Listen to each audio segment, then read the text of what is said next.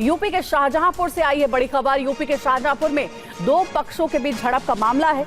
मामूली विवाद में दो पक्षों के बीच फायरिंग हुई है। झड़प में एक की मौत हो गई है, 5 लोग घायल हैं। इलाके में एसपी समेत पुलिस बल की तैनाती। पुलिस ने आरोपियों को हिरासत में लिया है।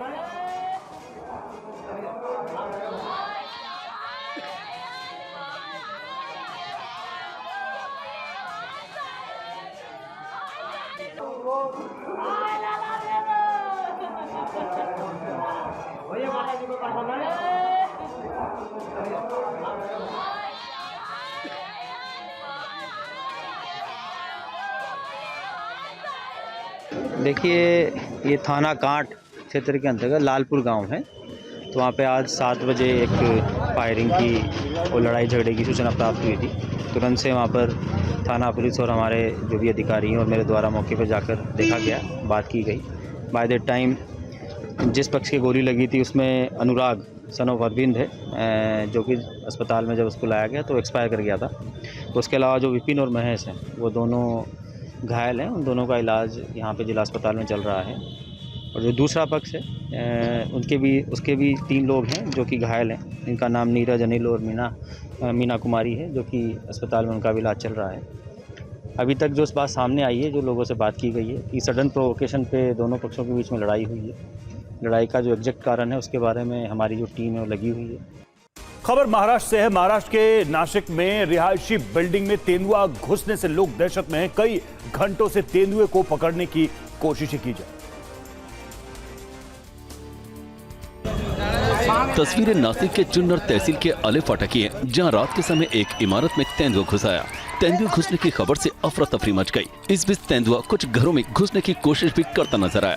तुरंत तेंदुए घुसने की सूचना वन विभाग की टीम को दी गई। इस दौरान तेंदुए भी पूरे इलाके में घूमता नजर आया। वन विभाग, फायर डिपार्टमेंट और पुलिस की टीम मिलकर तेंदुए को पकड़ने की मशक्कत करते रहे।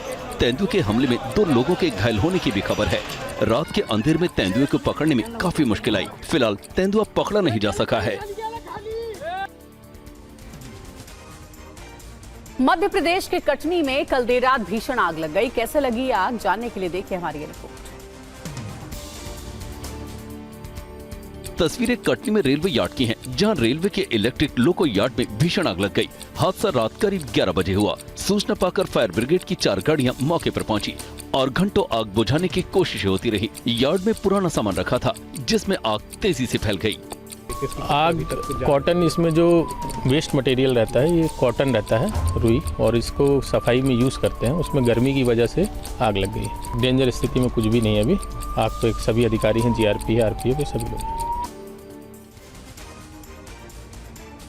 और महाराष्ट्र के ठाणे में एक 9 साल के बच्चे की अपहरण के बाद हत्या कर दी गई। हत्या का आरोप पड़ोसियों पर लगा है। हत्या के आरोप में एक ही परिवार के 7 लोगों को गिरफ्तार किया गया है। 9 साल के इबाद का अपहरण उस वक्त हुआ जब वो रात की नमाज के बाद मस्जिद से घर लौट रहा था। इबाद के पिता से फिरौती में 23 लाख रुपए मांगे गए थे, लेकिन बाद में फोन बंद हो गया। बच्चे का शव पड़ोस के सलमान मौलवी नाम के युवक के पीछे से बरामद हुआ। शुरुआती जांच में पता चला कि आरोपियों को घर बनाने के लिए 23 लाख रुपए की जरूरत थी। फिलहाल पुलिस को हत्या के मोटिव पर संदेह है। गोरेगांव करके जो गांव है वहाँ पे एक लड़का, उसको किडनैप किया गया था। वो सब हमारे कस्टडी में है और इसका इन्वेस्टिगेशन जो है, हम डिटेल में इसका इन्वेस्टिगेशन आगे कर रहे हैं। ईडी की छापेमारी में एक वॉशिंग मशीन से करोड़ों रुपए बरामद हुए हैं। क्या है पूरा मामला, दिखाते हैं आपको पूरी खबर।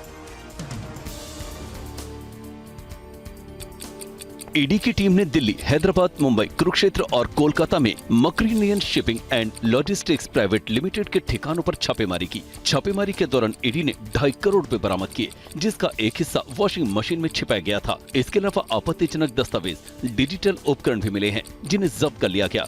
ईडी ने 47 बैंक खाते भी फ्रीज किए हैं। ईडी ने ये रेड एक गुप्त सूचना के आधार पर डाली थी। ईडी को जानकारी मिली थी कि ये कंपनियां बड़े पैमाने पर भारत के बाहर विदेशी मुद्रा भेजने में शामिल हैं। और लोकसभा चुनाव से पहले पुणे पुलिस को बड़ी सफलता मिली है। एक कार से 50 लाख रुपए कैश बरामद हुआ है। लोकसभा चुनाव को लेकर देश भर में आचार संहिता लागू है। पुणे पुलिस अलर्ट मोड में है। पुणे में जगह जगह नाकेबंदी की गई है। गाड़ियों की रूटीन तलाशी ली जा रही है। तलाशी के दौरान मावल लोकसभा सीट के उर्से टोल नाके के पास पुलिस ने एक कार को रोका। कार की तलाशी ली गई तो उसमें 50 लाख रुपया कैश बरामद हुआ। रुपए एक बैग में भरे हुए थे। पुलिस ने कार के ड्राइवर से पूछताछ की, लेकिन वो सही जानकारी नहीं दे सका। पुलिस ने 50 लाख रुपए जब्त कर लिए और आरोपी को हिरासत में ले लिया। पुणे पुलिस ने चुनाव आयोग और आयकर विभाग को भी नकदी बरामद होने की जानकारी दे दी है। कल रात जम्मू कश्मीर के पुंछ में एक संदिग्ध धमाका हुआ, जिसके बाद से लोग दहशत में हैं। बताया जा रहा है कि धमाका रात करीब 11 बजे हुआ। धमाका पुंछ जिले के एक धार्मिक स्थल के पास हुआ है, जिसकी वजह से आसपास के लोग दहशत में हैं। धमाके की खबर मिलने के तुरंत बाद सुरक्षा बल मौके पर पहुंचे। कहा जा रहा है कि धमाके की आवाज सुनकर लोग दहशत में अपने घरों से बाहर आ गए। एफएसएल की टीम को भी घटनास्थल पर बुलाया गया। पूरे इलाके को कॉर्डन करके इलाके की जांच पड़ताल की गई। फिलहाल सुरक्षा बलों ने पूरे इलाके को सील कर दिया और धमाके की वजह का पता लगाने की कोशिश की जा रही है। और जम्मू कश्मीर को लेकर बोले गृह मंत्री अमित शाह, केंद्र आस्था हटाने पर विचार करेगा और जम्मू कश्मीर से सेना वापस बुलाने की योजना है। अमित शाह ने कहा, सितंबर से पहले जम्मू कश्मीर में चुनाव।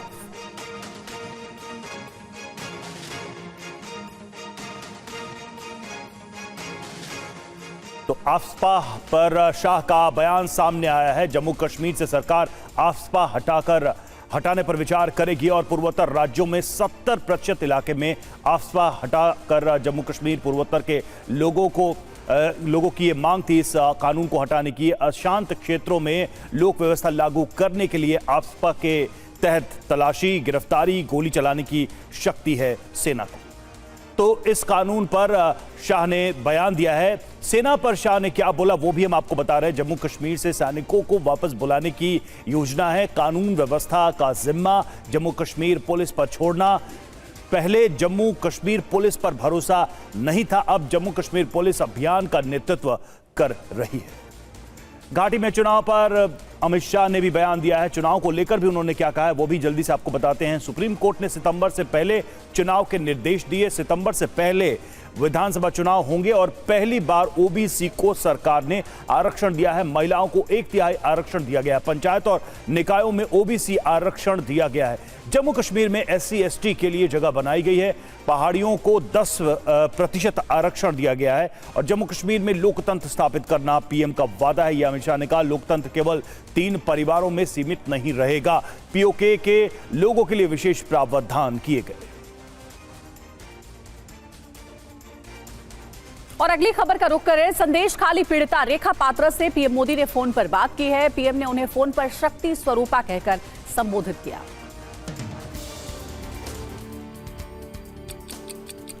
रेखा पात्रा पश्चिम बंगाल की बशीरहाट सीट से बीजेपी उम्मीदवार हैं। वो संदेश खाली मामले की पीड़िता हैं और पीड़ित वर्ग का चेहरा भी हैं। प्रधानमंत्री नरेंद्र मोदी ने रेखा पात्रा से बात की और उन्हें शक्ति स्वरूपा बताया। रेखा जी, संदेश खाली में आपने इतनी बड़ी लड़ाई लड़ी है। आप एक प्रकार से शक्ति स्वरूपा है। आपने इतने ताकतवर लोगों को जेल भेज दिया। आपको अंदाजा है कि आपने कितने बड़े साहस का काम किया है। उद्धव ठाकरे और संजय राउत के खिलाफ बीजेपी चुनाव आयोग पहुंच गई है। कार्रवाई करने की मांग की गई है। लोकसभा चुनाव की तारीख जैसे जैसे नजदीक आ रही है, राजनीतिक दलों के बीच सियासी तल्खी भी बढ़ती जा रही है। बीजेपी ने शिवसेना यूबीटी के नेता उद्धव ठाकरे और संजय राउत के खिलाफ चुनाव आयोग से शिकायत की है। बीजेपी ने चुनाव आयोग से गुजारिश की है कि वो उद्धव ठाकरे और संजय राउत को पीएम मोदी और गुजरात के लोगों से बिना शर्त सार्वजनिक माफी मांगने का निर्देश दे। बीजेपी ने संजय राउत के खिलाफ FIR दर्ज करने की भी मांग की है।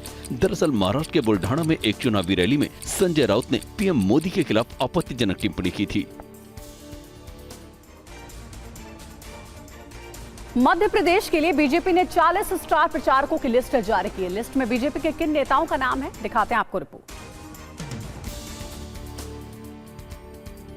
40 नामों वाली इस लिस्ट में प्रधानमंत्री नरेंद्र मोदी समेत 7 केंद्रीय मंत्रियों के नाम हैं। इनमें राजनाथ सिंह, अमित शाह, नितिन गडकरी, ज्योतिरादित्य सिंधिया और स्मृति ईरानी का नाम शामिल है।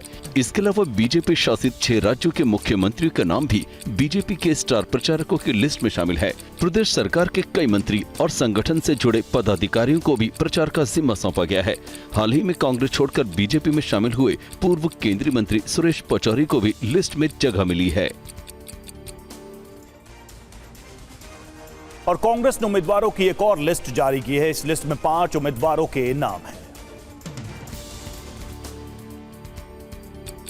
लोकसभा चुनाव के लिए कांग्रेस की ये 7वीं लिस्ट है। इस लिस्ट में तमिलनाडु से 1 और छत्तीसगढ़ से 4 उम्मीदवारों के नाम हैं।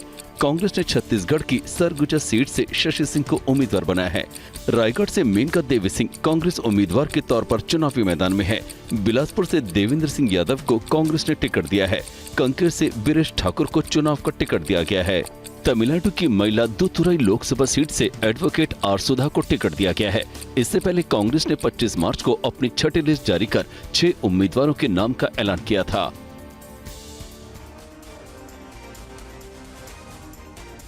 28 मार्च को एनडीए महाराष्ट्र में सीट बंटवारे का ऐलान करेगी। कौन कहां से चुनाव लड़ेगा, टीवी 9 पर देखिए ये एक्सक्लूसिव रिपोर्ट। महाराष्ट्र की 48 लोकसभा सीटों में से बीजेपी 28 सीटों पर चुनाव लड़ेगी। महाराष्ट्र की जिन सीटों पर बीजेपी चुनाव लड़ेगी उसकी संभावित लिस्ट भी सामने आ गई है। बीजेपी नागपुर, गढ़चिरौली, चिमूर, अकोला, अमरावती, नांदेड़, लातूर, नंदुरबार, पुणे, उत्तर मुंबई, उत्तर मध्य मुंबई, उत्तर पूर्व मुंबई, दक्षिण मुंबई, रत्नागिरी, सिंधुदुर्ग से अपने उम्मीदवार उतारेगी। बीजेपी ने इनमें से 23 सीटों पर उम्मीदवार फाइनल कर लिए हैं। 5 सीटों पर उम्मीदवार घोषित करना बाकी है। और शिंदे गुट की शिवसेना 14 सीटों पर चुनाव लड़ेगी, जबकि अजित पवार गुट की एनसीपी 5 सीटों पर चुनाव लड़ेगी। इनके हिस्से में कौन कौन सी सीटें आई हैं, देखिए इस रिपोर्ट। एकनाथ शिंदे की शिवसेना के हिस्से में जो सीटें आ सकती हैं उनमें बुल्ढाना, यवतमाल, वाशिम, कोल्हापुर, छत्रपति संभाजीनगर, शिरडी, पालघर, कल्याण, ठाणे और दक्षिण मध्य मुंबई से चुनाव लड़ सकती है। सीट बंटवारे में अजित पवार गुट की एनसीपी के हिस्से में 5 सीटें आ सकती हैं। रायगढ़, बारामती, शिरूर, नासिक, धाराशिव सीट से चुनाव लड़ सकती है। राष्ट्रीय समाज पक्ष को 1 सीट मिल सकती है। राष्ट्रीय समाज पक्ष परभणी सीट से अपना उम्मीदवार उतार सकती है।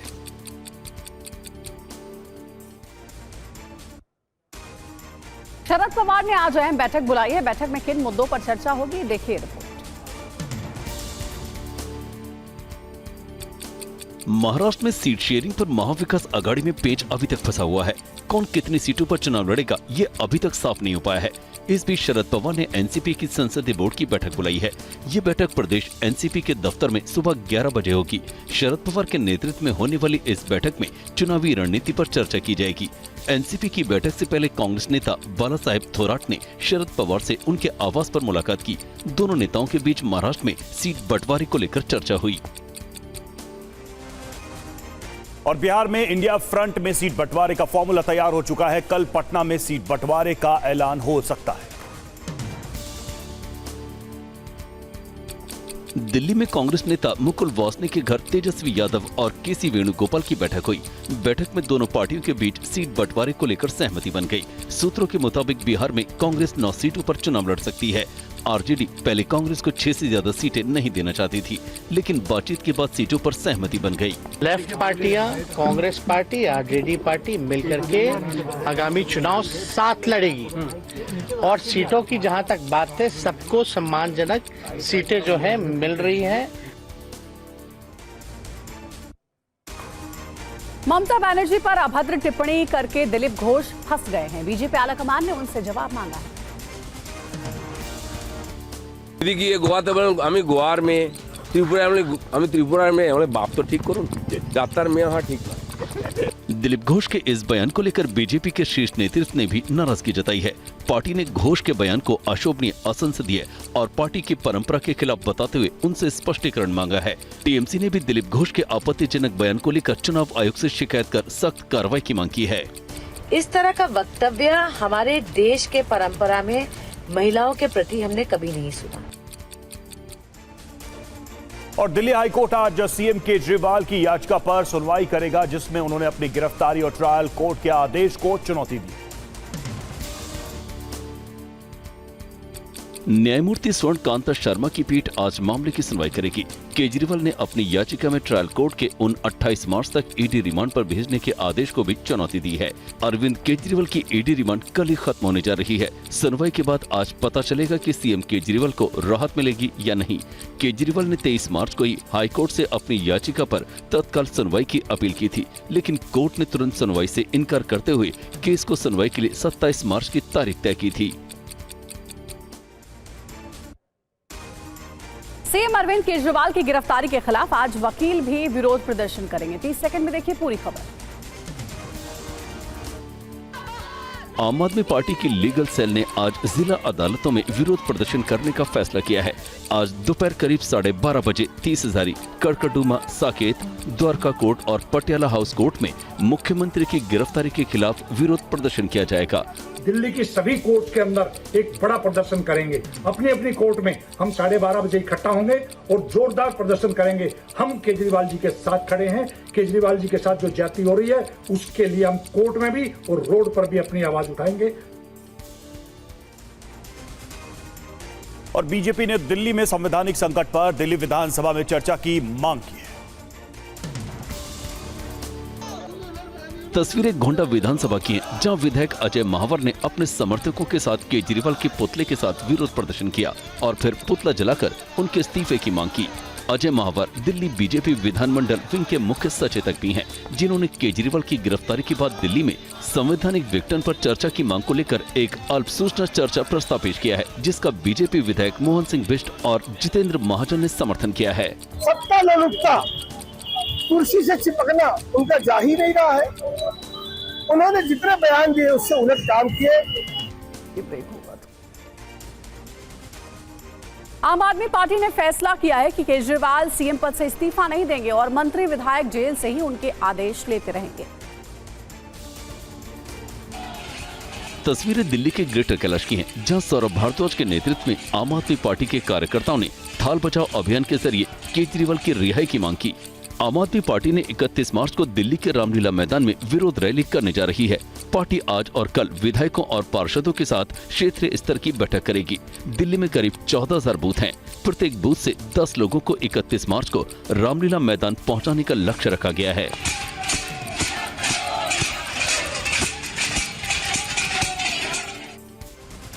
और आज से सीएम योगी उत्तर प्रदेश में प्रबुद्ध सम्मेलनों की शुरुआत करने जा रहे। 5 दिनों में मुख्यमंत्री 15 जिलों में इस दौरान लोगों के साथ संवाद करेंगे। लोकसभा चुनाव को लेकर चुनावी रैली से पहले सीएम योगी प्रदेश में प्रबुद्ध सम्मेलनों के जरिए प्रबुद्ध लोगों से संवाद करेंगे और सरकार की उपलब्धियों को उनके साथ साझा करेंगे। सीएम योगी प्रबुद्ध सम्मेलनों की शुरुआत पश्चिमी उत्तर प्रदेश से करेंगे, जहां पहले कुछ चरणों में चुनाव भी होने वाला है। आज सीएम मथुरा, मेरठ, गाजियाबाद में लोगों से संवाद करेंगे। 28 मार्च को बिजनौर, मुरादाबाद, अमरोहा में, 29 मार्च को शामली, मुजफ्फरनगर, सहारनपुर में, 30 मार्च को बागपत, बुलंदशहर, गौतम बुद्ध नगर, 31 मार्च को बरेली, रामपुर, पीलीभीत में सम्मेलन करेंगे।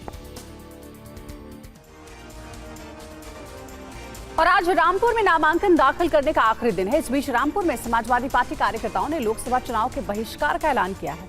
विवाद क्या है, दिखाते हैं आपको पूरी रिपोर्ट।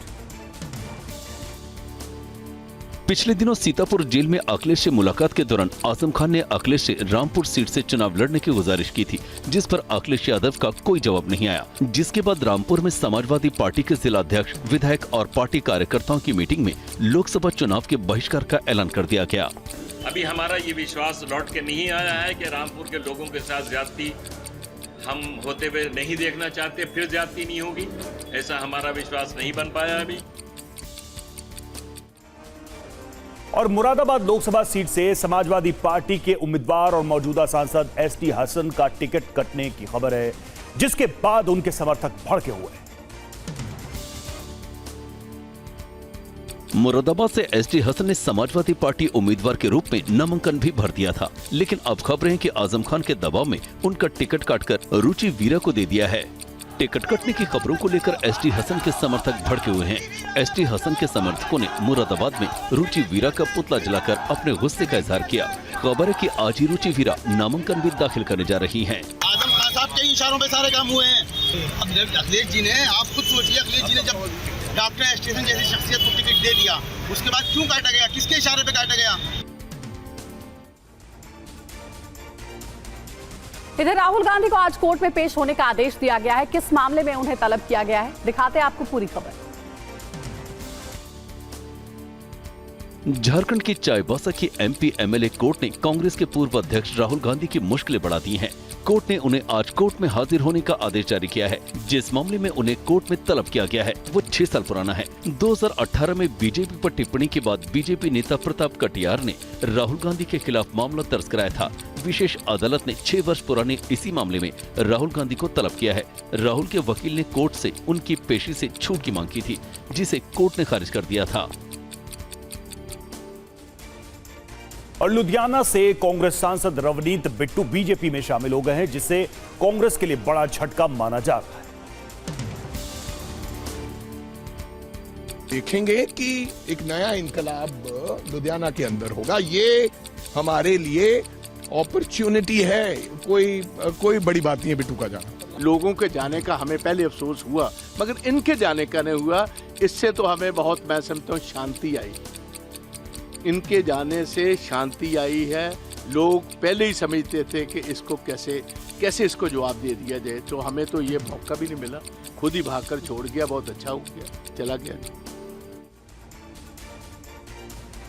मणिपुर में सुरक्षा बलों को बड़ी कामयाबी हाथ लगी है। तलाशी अभियान में भारी मात्रा में हथियार और गोला बारूद बरामद किया गया है। सुरक्षा बलों को अवैध हथियारों की खुफिया जानकारी मिली थी। खुफिया जानकारी के आधार पर मणिपुर पुलिस और सुरक्षा बलों ने संवेदनशील इलाकों में तलाशी अभियान चलाया। तलाशी अभियान के दौरान मणिपुर के विष्णुपुर में एक 303 राइफल, एक कार्बाइन, खाली मैगजीन के साथ हैंड ग्रेनेड मिला है। सुरक्षा बलों ने तलाशी अभियान में बरामद हथियारों को मणिपुर पुलिस को सौंप दिया। सुरक्षा बल पूरे राज्य में छापेमारी अभियान चला रहे हैं। ये अभियान मणिपुर में शांति और स्थिरता बनाए रखने के मकसद से शुरू किया गया है। और सोनम वांगचुक ने अपनी भूख हड़ताल खत्म कर दी है। वांगचुक पिछले 21 दिनों से धरने पर थे। लद्दाख के लिए राज्य का दर्जा और छठे स्केड्यूल की मांग को लेकर सोनम वांगचुक भूख हड़ताल पर बैठे थे। उनकी मांगों को बड़ी संख्या में लद्दाख के लोगों का समर्थन भी मिल रहा है।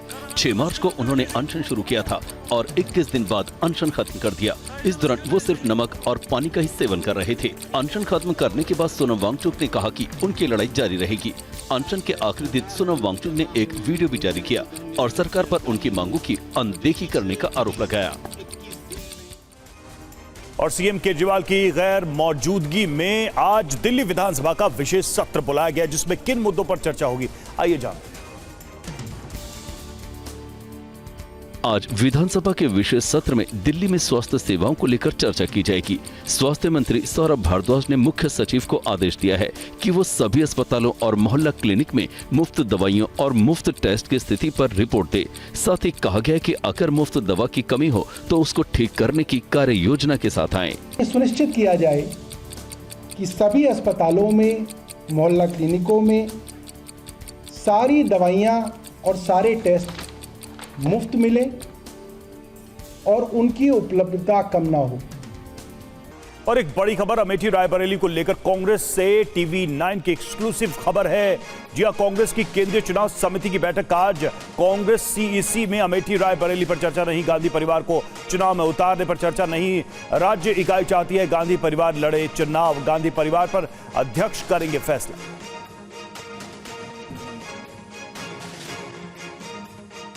कुमार विक्रांत हमारे साथ इस वक्त जुड़े हुए। कुमार, अमेठी और रायबरेली को लेकर आखिर पेच क्यों फंसा हुआ है? देखिए, राहुल गांधी और प्रियंका गांधी अमेठी रायबरेली का चुनाव नहीं लड़ना चाहते। दोनों का ये कहना है कि प्रियंका गांधी का जहां तक कहना है कि गांधी परिवार से तीनों गांधी संसद में जाएं, ये शोभा नहीं देता। और राहुल गांधी का कहना है कि वो वायनाड से लड़ रहे हैं, ऐसे में अमेठी लड़ने पर वो किस सीट को छोड़ेंगे ये उनके लिए मुश्किल की बात है। अभी तक दोनों तैयार नहीं है। ऐसे में गांधी परिवार ने वहां के जो कार्यकर्ता हैं उनसे इस बारे में राय मशवरा मांगा है। जहां तक जो खबरें वरुण गांधी को लेकर आ रही हैं उसके बारे में साफ तौर पर बड़ा क्लियर कर दिया गया है कि जब मेनका गांधी सुल्तानपुर से बीजेपी का टिकट पा चुकी हैं, ऐसे में वरुण गांधी के नाम पर फिलहाल विचार करे जाने की कोई संभावना नहीं है। मेनका अगर वहां से नहीं लड़ती हैं उसके बाद एक चर्चा की गुंजाइश संभव है, लेकिन रायबरेली अमेठी का फैसला गांधी परिवार को करना है। सीसी में इस पर कोई चर्चा नहीं होगी अब, क्योंकि राज्य और जिला इकाई ने दोनों सीटों पर गांधी परिवार को अधिकृत कर दिया है कि वही चुनाव लड़े, वही फैसला करे। ऐसे में अब दबाव राहुल और प्रियंका पर है कि वो खुद चुनाव लड़े या फिर कोई अहम फैसला करें, जो कि कांग्रेस और गांधी परिवार के लिए एक मुश्किल का सबब बना हुआ है। शुक्रिया आपका इस जानकारी के लिए। ईडी हिरासत में केजरीवाल के निर्देश पर सियासत गरमाई। दिल्ली पुलिस कमिश्नर से मिलेंगे दिल्ली बीजेपी अध्यक्ष वीरेंद्र सचदेव।